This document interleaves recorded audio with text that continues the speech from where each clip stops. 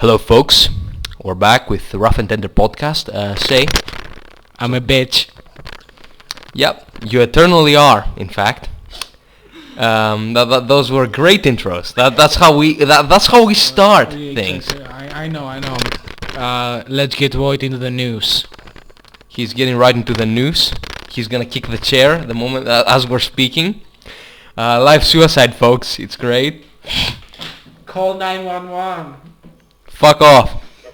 Okay, so we're dealing with Riley J. Dennis and being queer, being proud, and celebrating yourself in fucking LGBTQ LMNOP Pride Month.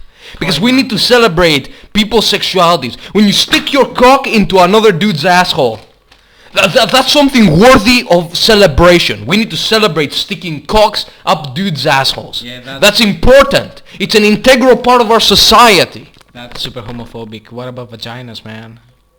Yeah, I wasn't being inclusive enough. When two women touch vaginas, that should be celebrated. Should be celebrated. The fucking scissor thing. I don't fucking know how it's called. That should be celebrated.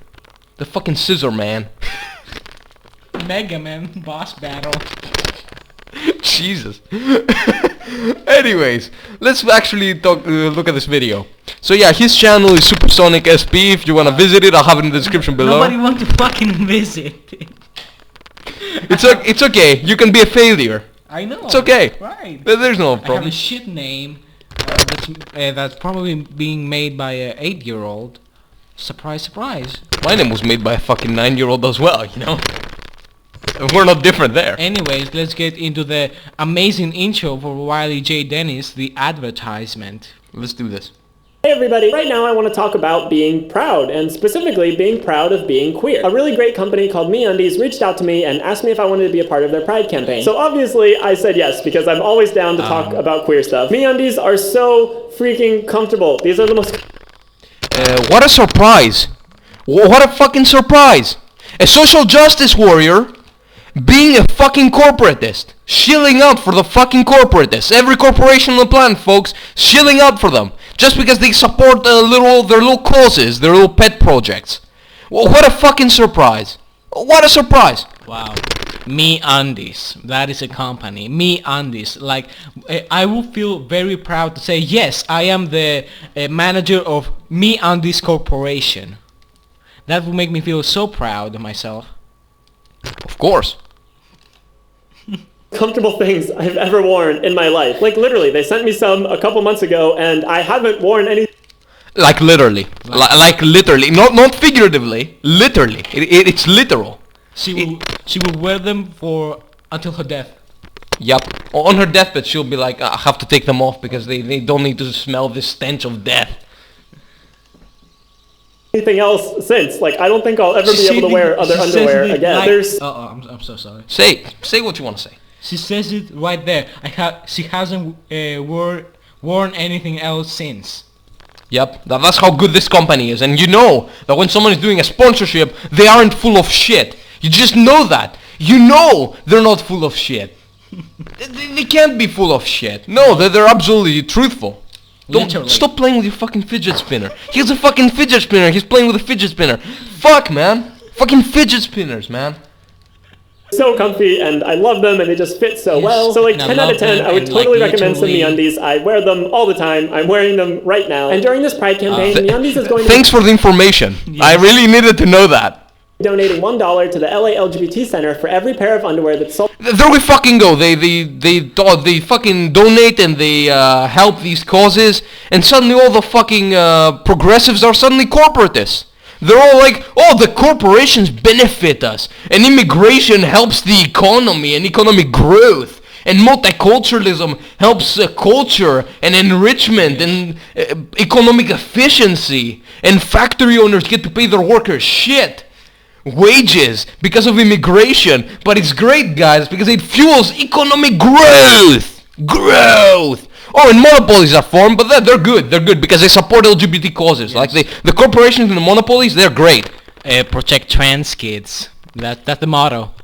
Yeah, they protect the trans kids, and that's why they need to have monopolies. That we don't need to support, you know, I don't know, the government or the population or anything like that, or the fucking nation. No. Who cares about that? We need to talk about the economy, the benefits it does. Trump, yes. Trump is not my president. No, not his president. Let that be known. Not his president. I mean, then again, you live in fucking Europe. But no, yeah, you're right. You're right. He's not your fucking president. That's true. It's factually correct. Thanks for pointing that out.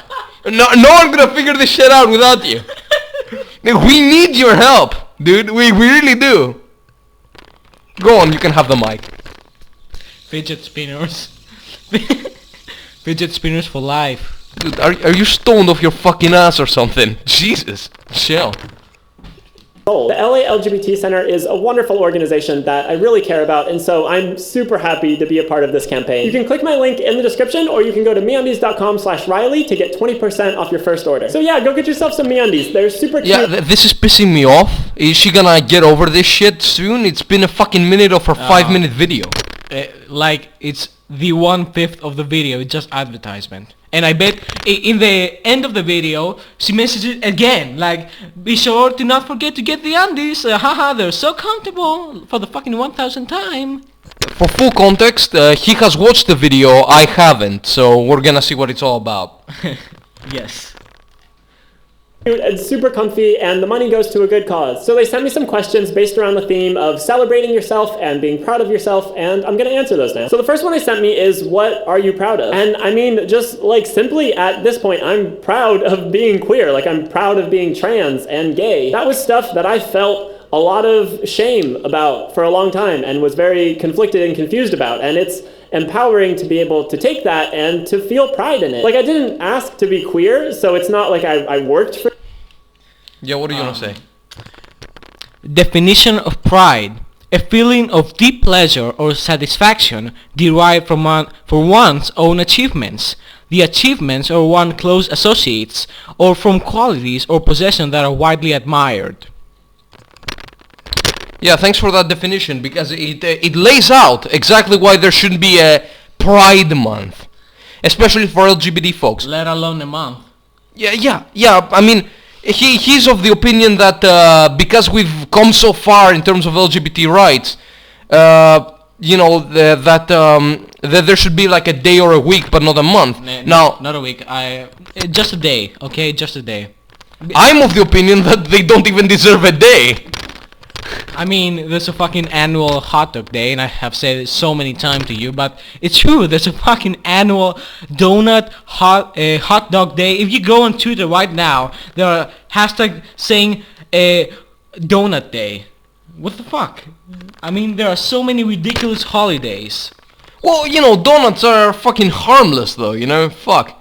And I don't wanna sound like a fucking conservative or some shit, but you know, what are we celebrating in fucking LGBT Pride Day or LGBT Pride Month? We're literally celebrating just a dude putting his fucking cock in some other dude's asshole. I mean, fuck, man. You know, I wanna tie women up and fucking whip them. You know, where's my fucking day? Wait, Paris, probably March for Truth, Trump. What the hell is it? He can't find the hashtag on Twitter. I swear it was there. It's okay, dude. You can't find the fucking hashtag. Fuck it. Just fuck it, you know. Let's move on with the video. We're getting sidetracked.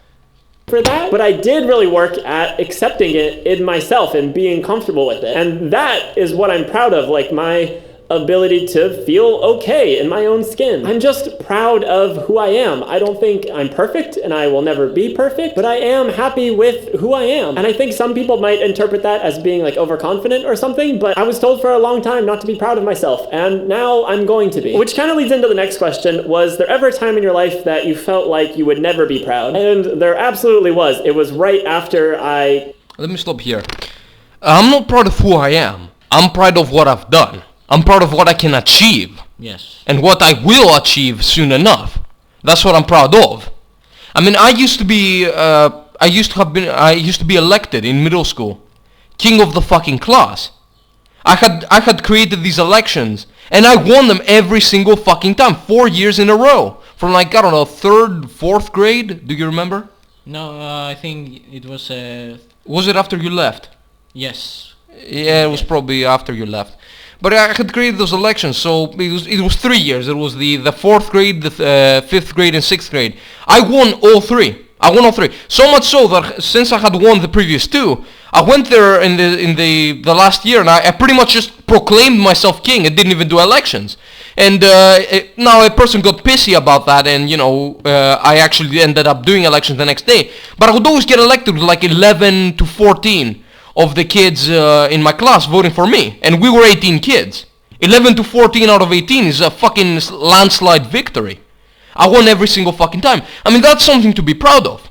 The fact that you are so fucking popular and so well liked that you would get voted into a fucking office, even if it was something purely ceremonial, right?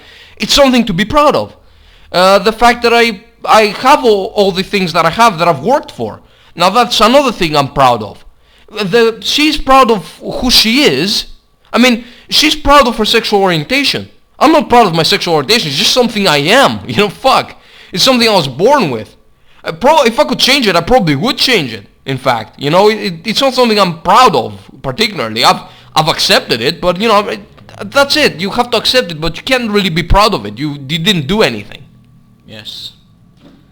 Came out to myself. Like, I don't think people talk about like the individual coming out process a lot, but before you announce it to everyone, there's a time where you're trying to figure it out for yourself and where you need to come out to yourself. And I don't remember like the specific moment where I was like, oh shit, I'm trans. I remember it was like just a question in the back of my mind for a long time. And yes, that's how it goes. Oh shit, I am trans.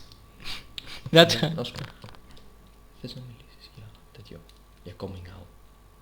out. Yes, like I am bi, and I don't really give a shit about all these. Yes, I was born that way. I know that I was born that way, but I'm not screaming it in people's faces like I'm fucking bi. I fuck women and guys. It's who I am. And yes, I even questioned myself when I was young. But every person does that. Everyone questions themselves, and that's a natural part of life. I can't even comprehend why we should spend a month. Or gay people have gone through so much, and it's so hard being LGBT. What the fuck? Like, we are all normal human beings. We all respect each other, and we all tolerate each other. There's no difference. So if you were wondering why there was like a brief silence, a brief pause before he started talking about that stuff, effectively I asked him if he was okay revealing it. Just for context. See, I can be nice.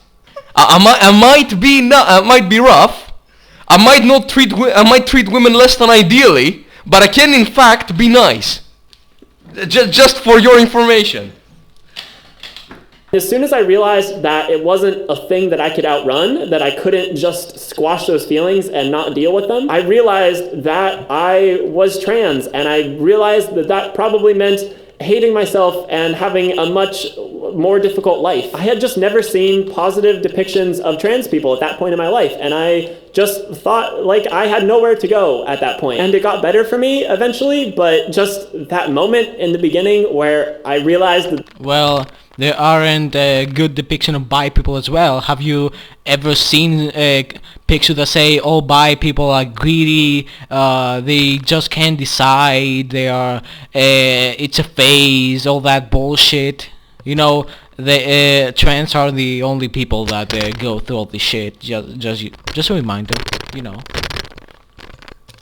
This was a thing I was going to have to deal with for the rest of my life. I just really thought I would never be proud of myself again. And that's why it's kind of such a big deal for me to feel proud. If you could go back and visit yourself as a 5-year-old child, what advice would you give yourself? I don't know if I'd actually be able to tell my 5-year-old self anything that would help me out in the future, because I don't think I would have listened as a 5-year-old. But I guess... I would have actually gone back, and I'm kind of gonna change the conversation here. But I would have probably told myself that, I would have probably fucking red-pilled myself on women, to be honest with you. I grew up thinking that, I was one of the nice guys, to say the least. I grew up thinking that if you were like polite and courteous, that was enough to get women in your fucking bed. But that's not a thing. The reason I treat women less than ideally, as I said before now, is because sort of as a reaction to myself back then. Because when you fucking sacrifice yourself to like the fucking in the fucking altar of niceness, you don't get shit. You really don't get shit for it. You know, your niceness becomes a weakness that people can latch onto and just take your space and take what you want. And you know, if you've ever wondered why so many evil people are at the top, it's because good people are so concerned with being good that they're never able to rise up to the ladder. The privileges. Oh, you want to read those? I mean, there are too many. I know. Just a point that. Read one point. Read a few points. I don't know. Just some female privilege that that women really love to use, and like women these days just often say, "Oh, male privilege, patriarchy. You are such a rapist," but women don't realize they have as many or even more privileges than men. Yeah, they don't realize how good they have it. They really don't. Like, for example, there's one. From an early age, the opposite sex will be instructed never to hit me, but I may not be given the same instructions. However, should I strike males, I can expect not to be hit back, and any social penalties that occur from my actions will actually fall on the male. That is very widespread and very popular amongst women, that they think that they can hit any man they want and experience no hitback, no reaction. No pushback. Yes. Regardless of my mate value, society has organized fertility clinics and social welfare programs that will allow me to have children and provide for them, should I choose to reproduce without a mate or marriage. Any others? Like, men are just gonna get left out. Like, homeless shelters for women exist. Rape clinics for Rape shelters. yes, for Yeah, women sexual assault shelters. Yes. Well, what about men? Is there anything for men? in terms of like fucking shelters for men, there are no shelters for men. Shelters for men, in fact, were being shut down by feminists. Important to note that, because they talk about how they're for men as well, and it's a whole load of fucking bullshit. Oh yes, this is a point I actually very agree with. I am granted all the rights of a democracy without any of the burdens of military service. This topic, man. You know, this topic actually really pisses me off. I'm fully in favor of conscripting women. I'm in favor of sending them in the front lines. And people will say, there are people on both sides, right? There are the regressives who think, oh, we shouldn't do that to women. Why would you want to do this to women? You're a fucking sexist. Because they have fucking cognitive dissonance. And then there are the traditionalists who say, oh, sending women to the front lines is suicide. It's suicide.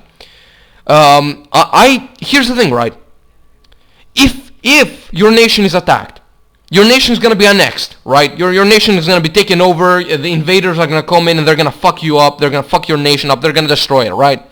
If that happens, is anyone out there who wants to live without a nation? Anyone? Do you seriously think you will make it in a world where you're treated as a second-class citizen, your nation doesn't exist, you're part of a foreign empire, you probably don't have the right to vote, you probably don't have your own parliament, any leaders you have are probably appointed and usually would probably be foreign, and even if you're lucky enough to have a local leader, he's probably not going to give a shit about you being from like the aristocratic class or, you know, the elites and shit. So his goals are not going to be aligned with you. You're going to live as a second-class citizen. You're going to be mistreated by the invaders.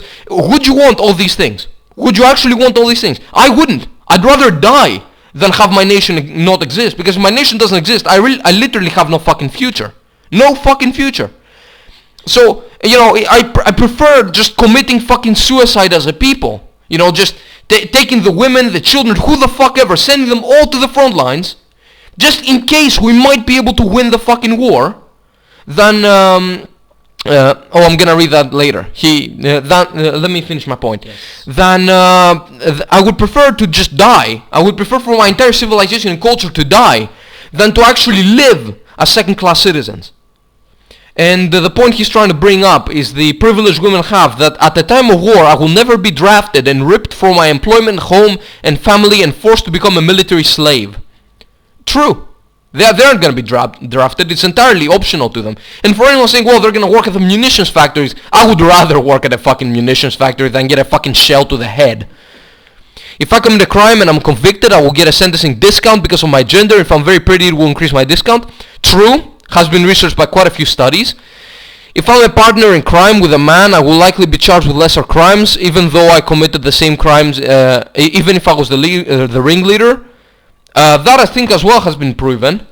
I would expect it to be, but we've kind of strayed away from the original video, which was about the LGBT. So we should probably go back to that. But to be fair, the LGBT is very in terms with feminism and women and all that stuff. Yeah, it's still on the sort of the range of topics we talk about. I mean, our previous video was literally about feminism. Optimistically, if I could talk to my 5-year-old self, I would just tell her that she doesn't have to be a guy. I would tell her that even though it seems like the path of least resistance, if she continues down that, she's not going to be happy. Yes, but the point is, 5-year-olds don't care about sexuality and haven't even discovered themselves. Like, even if you went back to the past and said to yourself, hey, you're gonna be a guy, girl, whatever you are, I don't give a shit, she would be like, okay, and wouldn't even understand what you have told her, him, whatever. It's at the time of puberty that people realize their sexuality and what they want to do in their life, not the 5-year-olds. It should be noted that while I've been watching porn since I was 9-10 years old, I didn't actually realize my fetishes, and I didn't actually realize what I liked until I was like, what, 15? Somewhere there, man. Like, you know, until, yeah, around last year. Really, around last year. I didn't know shit. I really didn't know shit. I didn't know what I liked. The nice guy. You were a nice guy. No, I wasn't a nice guy when I was 15. That's when I did a restructuring. But when I was 13, 14, I didn't know what kind of sexual fetishes I liked. Now I know. Now I fucking know. I know exactly the type of shit that turns me on. Why are you laughing? Come on, man. Oh, he knows as well. That's why he's laughing. Yeah. Yes, I too did realize what I was attracted to last year. Yeah, and what really turns me on is a nice, big, okay, we're gonna have a commercial break. Juicy light switch. What? A light switch. A light switch. Okay. What? I was gonna go on commercial break, you know? I don't know. I'd put like a fucking banner there, like advertisement written in like shitty MS Paint. You know? 404. Error. What did you think I was gonna say? Like a light switch. That's what turns me on. I thought you were gonna see a big black cock, but that's another deal for another time. Jesus. Fucking hell. He's sitting back here, he's fucking laughing. Motherfucker. Continue with the fucking video. Jesus. And for a long time when I was younger, I was really confused because everyone made fun of me for being gay. Like, everyone thought I was a gay guy. And I knew there was something about me that was different, but I just was not attracted to guys. And so I get... Your faggy voice. You fucking liked it. Jesus. He went fucking crazy on that. I can't even believe this. Oh god. Fucking hell, he's still laughing. Jesus. Oh my fucking god. Why are you still laughing? I guess if I could talk to my 5-year-old self, I'd be like, look, you're not a gay guy, but you might be a gay girl. And that's okay. And there are trans gay girls who grow up to be happy and successful. I would just want my 5-year-old self to realize... And most of them grow up to kill themselves in reality. If you are a gay guy and you go and you become a girl, aren't you a straight girl? She didn't say she was a gay guy. She said she was actually, that's what people thought about her, but she was actually like a gay girl. So Because she knew she liked women, but she wasn't comfortable with being a man. Yeah, that's my reaction. He's like, what the fuck? Yeah, that's the truth. That's yeah. fuck. Realize it sooner. So I think if I could show her any kind of positive role models of trans women and especially trans lesbians, I think that would be really useful to her. Because I also Kylie remember as a Jenner. kid thinking that I couldn't be trans because I liked girls, which is ridiculous, obviously. So yeah, I would just want to tell my 5-year-old self that like trans. It is in fact ridiculous. It is. Okay. That was a point right there. That was an intellectual point. Intellectualism trademark. People and trans lesbians exist. I think that would have helped me so much just to know that that was a possibility and something that existed in the world. There are very real threats to LGBT rights happening as we speak. What advice would you give to people in the community? I mean, there's basically like 2 major things that I feel like I always talk about, and that's basically like don't be afraid to be political. Like LGBT identities are not political in themselves, but they've been politicized, and when politicians are coming for your rights, that's something you have to be aware of. So I want people to care and to be paying attention, because these things have like real world impacts on people. Even if they don't have a real world impact on you, they could have an impact on someone. And the ability to feel empathy and be like, well, this doesn't affect me, but it affects them, so I need to fight for it, is so important. But the second thing is also just like, don't burn yourself out. Like, take care of yourself. Trying to care about politics and LGBT rights 24/7 is going to exhaust you and make you feel terrible. So while it's important to stay informed, take some time away from it. Take care of yourself. Remind yourself that there is good in Yet your channel is mainly directed in politics and LGBT rights. Like, what is the point? Well, I wanted to say that, you know, if you get so fucking, you know, so mentally, so exhausted and so, you know, hurt by the things you talk about, maybe you should invest less, maybe you should be less, maybe you should, I don't know, be less emotionally invested and like mentally invested in your fucking politics. And this goes back to their identity politics, right? Right. She's sitting here and she's talking about how she's proud of, you know, being trans and shit, right? Yeah, when she enters politics and she finds people who like don't like trans people or who don't think it's something that people should be proud of, her insecurities are just, you know, are at the forefront. Ejected. Yeah, they're ejected. And suddenly she doesn't feel as prideful and as, you know, happy and all that and as confident, because it's a false sense of happiness and confidence. It's effectively her being proud of something she didn't achieve, and that doesn't work for long. You can only be proud of what you do, really. That's the only way to feel happy. And then she, when she gets insulted, she turns around and makes a video. Why are all people transphobic? And why all white men are transphobic? And why that? And why that? And why this? Like, double standards much? the world, and there are people trying to do good every day. And yeah, that's all I had for you today. And in the comments, if you're queer too, let me know about your experience with celebrating yourself and being proud of yourself. And if you're not queer, let me know how you're going to be supporting the LGBT plus community during Pride Month. Thank you so much for watching. I love you all, and I'll see you next time. Wait, we saw a comment saying that Wiley had the panties on her head. Oh my fucking god. Don't do that. Don't do that. Just get some help. Get some help. I'm so quirky and funny.